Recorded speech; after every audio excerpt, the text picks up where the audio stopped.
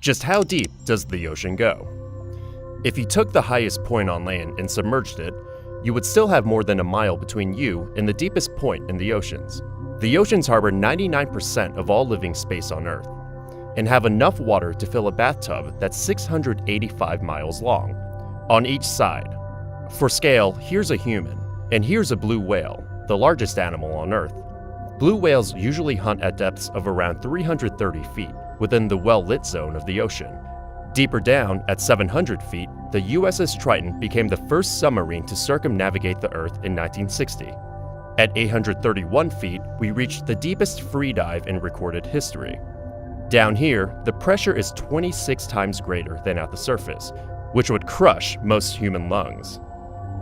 But whales manage it, diving to a max depth of 1,640 feet where they hunt giant squid. At 2,400 feet, we reach the danger zone for modern nuclear attack submarines. Any deeper, and the submarine's hull would implode.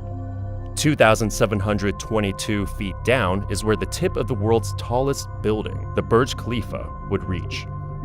A little farther, at 3,280 feet, we're deep enough that sunlight can't reach us. We've now entered the midnight zone. Many animals down here can't see, like these eyeless shrimp at 7,500 feet who thrive near scalding hot underwater volcanoes. At this depth, temperatures are just a few degrees above freezing, but the waters around hydrothermal vents can heat up to 800 degrees Fahrenheit. 9,816 feet is the deepest any mammal has been recorded swimming, the Cuvier-beaked whale. But not even the Cuvier-beaked whale could explore the RMS Titanic, which rests at a staggering depth of 12,500 feet. The pressure is now 378 times greater than at the surface. Yet you can still find sea life like the fangtooth, hagfish, and Dumbo octopus, the deepest living octopus on Earth.